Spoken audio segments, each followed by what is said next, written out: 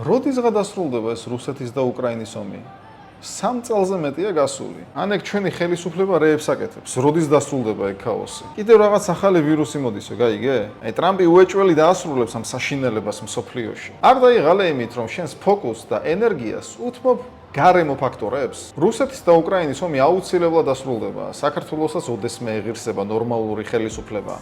ვირუსები მუდმივად ჩაანაცვლებს ერთმანეთს. მთავარი კითხვაა, შენ სად იქნები ამ დროს? მუდმივად ელოდები, რომ სოფლიოში იდეალური მომენტი დადგება. გამოდის, მოქმედებას შემდეგ ცხოვრებაში დაიწყებ, რომელიც აღარ გექნება.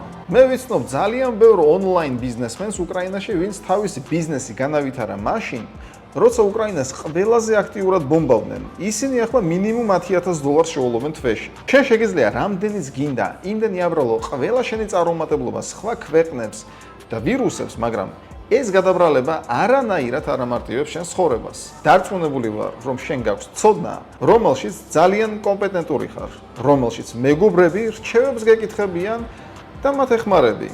ეს შეიძლება იყოს უცხო ენა, ფინანსები, ბუღალტერია, იურისპრუდენცია, მარკეტინგი, ფსიქოლოგია.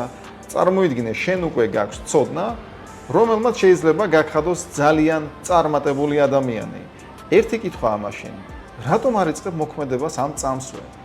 მე ვიცი პასუხი. თუ არ იწყებ მოქმედებას, ესე იგი დღითიდღე ითვისებ არასაჭირო და ნეგატიურ ინფორმაციას, მაგალითად, უსმენ პოლიტიკურ ამბებს ყოველ დღე. თუ გინდა აშენო ონლაინ ბიზნესი, იმოგზაურო მსოფლიოს გარშემო და შედიოდე მოსახლეობის 1%-ში, მაშინ შენ აუცილებლად უნდა ფოკუსირდე მხოლოდ და მხოლოდ საკუთარი თავის განვითარებაზე. ანუ იმაზე, რაზეც გაქვს სრული გავლენა.